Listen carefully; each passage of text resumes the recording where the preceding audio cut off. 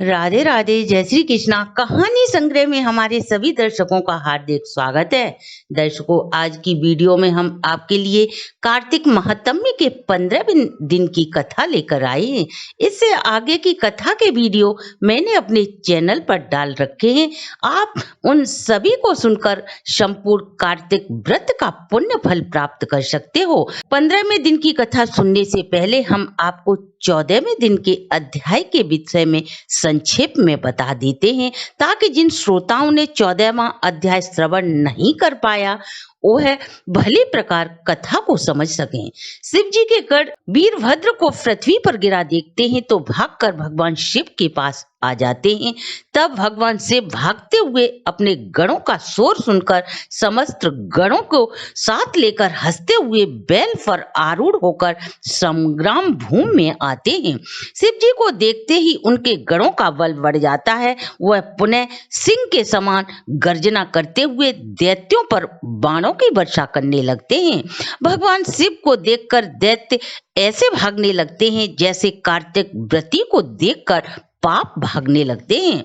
तब जलंधर अपने दैत्यों को भागते देखता है तो वह हजारों बाणों को छोड़ता हुआ महादेव जी के ऊपर टूट पड़ता है। शंभु और निशंभ, अश्वमुख आदि असुर एक साथ भगवान शिव पर प्रहार करते हैं। यह देख कालनेम, बलाहक, खड़क-रोमा, प्रचंड, घस्मर आदि असुर भी भगवान शिव पर प्रहार करने के लिए दौड़ते हैं। भगवान शिव ने अपनी सेना को बाणों से ढका देखा तो दैत्यों के बाण को काटकर अपनी बाण रूपी बबूले से समस्त दैत्यों को व्याकुल कर समस्त आकाश को अपने बाणों से भर दिया और अपने प्रचंड बाणों से दैत्यों को पृथ्वी पर गिरा दिया। फिर क्रोध में भरकर अपने फरसे के प्रहार से खड़क रोमा का सिर काट दिया। तदंतर खंडबाग से वलाह दैत्य के सिर के टुकड़े टुकड़े कर दिए। घस्मर को फांसे से बांधकर पृथ्वी पर गिरा दिया। बैल के सींगों से मारे गए असुर रणभूमि छोड़कर इस प्रकार भागने लगे जिस प्रकार सिंह के प्रहार करने पर हाथी भागते हैं। फिर क्रोधातुर जलंधर ब्रज के समान शब्द कर भगवान शिव को ललकारता है, हे जटाधर, आओ मेरे साथ युद्ध करो। इन निर्बलों को मारने से तुम्हें क्या प्राप्त होगा? यदि वास्तव में तुम में बल है तो दिखाओ। नारद जी राजा पृथु से कहते हैं कि हे राजन, दैत्यराज जलंधर के ऐसा कहते ही महादेव जी पर जलंधर ने 10 बाण छोड़े। भगवान शिव ने हंसते हुए उन सभी बाणों को बीच में ही काट डाला। फिर 7 बाणों को छोड़कर जलंधर के अश्व, छत्र और धनुष को काट दिया। यह देख जलंधर अपनी गदा को लेकर तेजी से भगवान शिव की ओर दौड़ा और उसने अपनी गदा से भगवान शिव की गदा पर प्रहार किया। भगवान शिव ने उसकी गदा के भी 2 टुकड़े कर दिए। अब तो जलंधर आग के समान लाल हो भगवान शिव पर झपटा। इस प्रकार जलंधर को अपने समीप आते देख भगवान शिव ने अपने बाण का प्रयोग कर उसे 1 कोस दूरी पर फेंक दिया। तदंतर जलंधर ने भगवान शिव को अधिक बली समझकर उनको मोहित करने वाली गांधीवी माया रची। गंधर्व तथा अप्सराएं रणभूमि में नाचने लगी। मृदंग, वंशी, ताल आदि बजने लगे।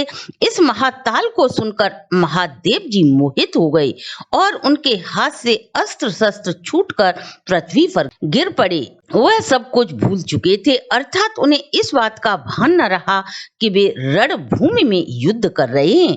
तब जलंधर महादेव को नृत्य गान में मोहित देख कामाग्न होकर माता पार्वती के पास जाता है। संग्राम में वह शंभु निशंभ को छोड़ 10 भुजा, 5 मुख, 3 नेत्र व जटाओं को धारण कर भगवान शिव का वेश बनाकर बैल पर सवार होकर माता पार्वती के पास जाता है। जब माता पार्वती स्वामी को दूर से आता देखती हैं तो वह अपनी सखियों के बीच से उठकर भगवान शिव के दर्शन करने मार्ग में खड़ी हो जाती हैं। जब जलंधर सर्वांग सुंदरी पार्वती को देखता है तो उसका वीर सुखलित हो जाता है और वह वहीं जड़ हो जाता है। तब देवी गौरी उन्हें पहचान कर भयभीत हो छुपती छुपाती उत्तर दिशा की ओर मानसरोवर की तरफ चली जाती हैं। बिजली की चमक की भांति दीप्तमान पार्वती को वहां न पाकर जलंधर पुनः रणभूमि में भगवान शिव के पास युद्ध करने आ जाता है। पार्वती मन ही मन श्री हर विष्णु का स्मरण करती हैं। स्मरण करते ही श्री हर शीघ्र ही प्रकट हो जाते हैं।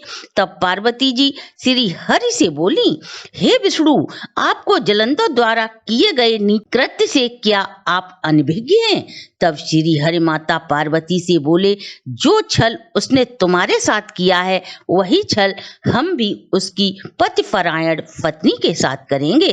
उसकी पत्नी पतिपरायण होने के कारण वह मारा नहीं जा सकता। श्री नारद जी कहते हैं, भगवान श्री हरि ऐसा कहकर उनके नगर पुर को जाते हैं। उधर रणभूमि में भगवान शिव, गंधर्व आदि उपस्थित थे। तब दैत्य की माया का लोप हुआ। तब भगवान शिव को बोध हुआ और क्रोध में आकर जलंधर पर वो प्रहार करते हैं। उस दैत्य ने भगवान शिव को बाणों की वर्षा से पूरी तरह ढक दिया। इससे आगे की कथा को आप कार्तिक महात्म्य के 16वें अध्याय की कथा में सुनेंगे। आप आपके परिवार पर सदा श्री हरि और भगवान शिव की कृपा दृष्टि बनी रहे।